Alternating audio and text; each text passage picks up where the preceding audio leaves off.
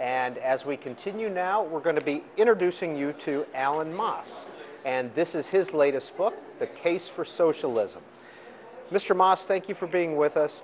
How do you define socialism, and has the meaning of socialism changed over the years?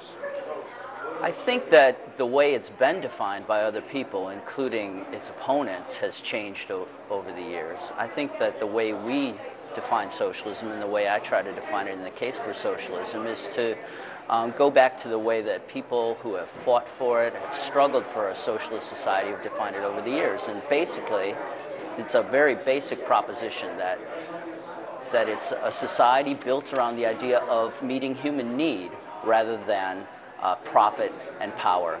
It's a society in which the vast majority of people would have some kind of say over what it is that takes place in society, over how the resources of society are used. I think if you look at the society around us today, the world today, you see so much of the example of the opposite, whether you are talking about the way that a company like BP treats the environment when it goes drilling in the Gulf of Mexico and not using any of the not basically abiding by any of the things that its workers think would make the operation safe.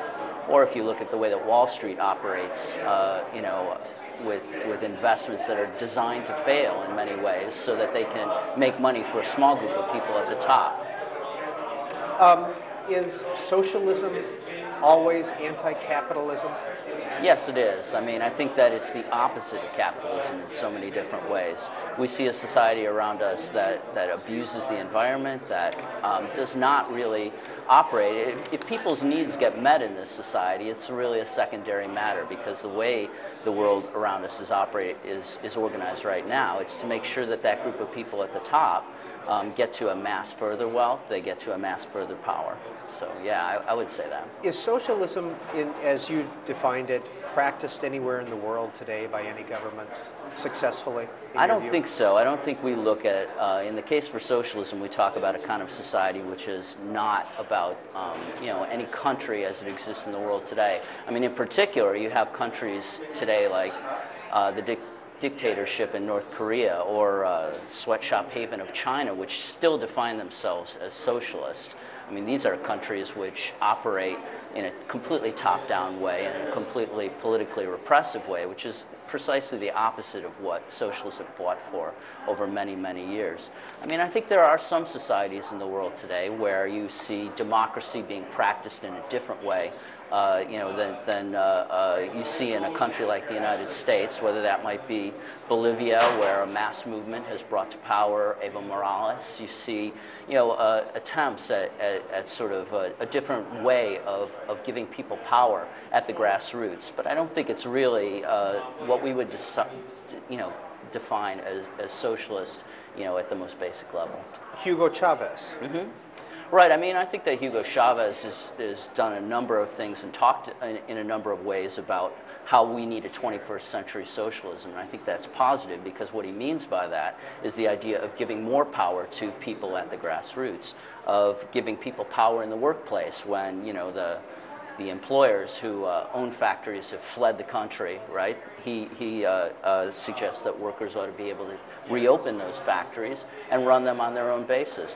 It's also true, though, that Hugo Chavez isn't really accountable fundamentally to sort of grassroots democracy as we would envision it in a socialist society.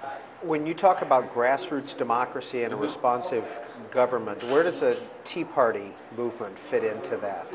I think the Tea Party movement is the opposite in so many ways of what we're talking about, because there's a sort of media myth built up around the Tea Party right now that what it is a sort of grassroots insurgency, people speaking up from the bottom of society. When you look at the structures that have been built around it, the people who are promoting Sarah Palin as the mouthpiece of the Tea Party movement, these are people who are operatives in the Republican Party machine for many, many years. These are people who have a stake in the political system existing just as it always has for many, many years. So I think there's a lot of myth-making that's been done about the Tea Party movement, and really has nothing to do with the idea of grassroots democracy as we understand it, which we see and we would look to in struggles like the upsurge of protests against the anti-immigrant law in Arizona right now, SB 1070.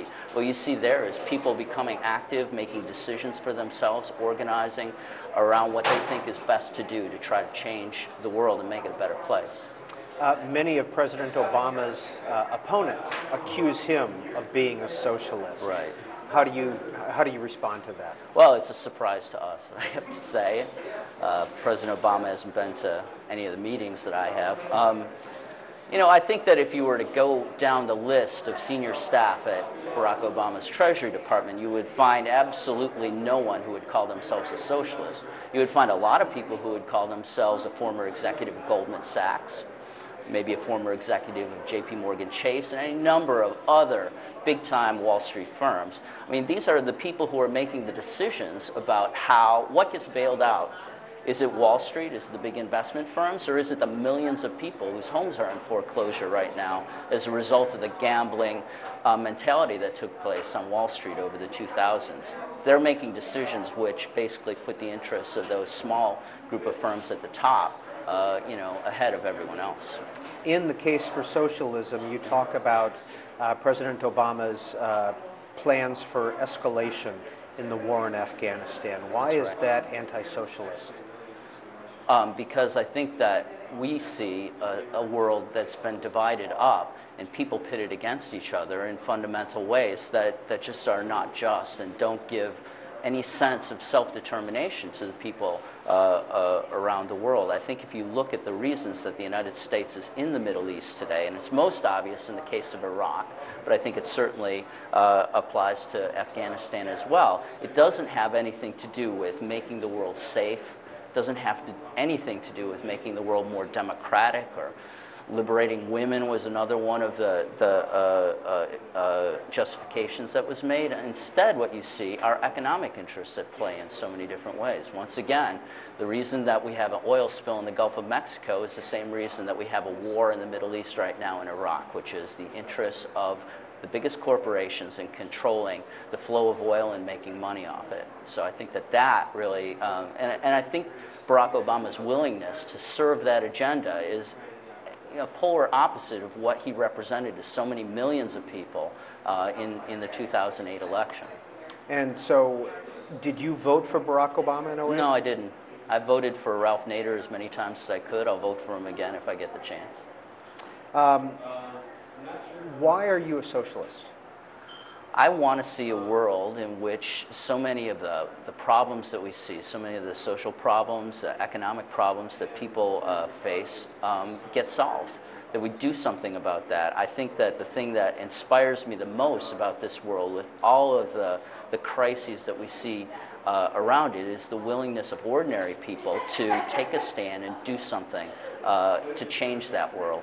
And that's what I like, that's what inspires me the most about being a socialist is I'm able, writing a book like The Case for Socialism or working on the daily website that we work on, socialistworker.org, to report on these different struggles, these different efforts of people to try and make a difference, whether that's in their workplace or in their community or on a much larger scale, trying to change this country and this world in a better way. And in fact, your day job is editor of the Socialist Worker newspaper, correct? Yeah, it's mainly a website at this point, socialistworker.org. We've moved to a daily website, which has been quite a stress, but also quite exciting.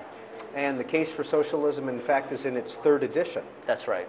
And Howard Zinn, does he afterwards? What does Yes. Mr. Zinn write? What does Dr. Zinn write? He writes about Eugene V. Debs, one of the best-known socialists. There's an idea that the United States is this moderate mainstream country, and it can't answer the fact that Eugene V. Debs, as leader of the Socialist Party, ran for president 5 times, was able to win millions of votes from working people around this country, and to actually be a factor, to be well known as someone who had something to say about the future of the people of this country. So that's what Howard Zinn talks about in that afterword that we have in there about the ideas of Debs and how they might apply today.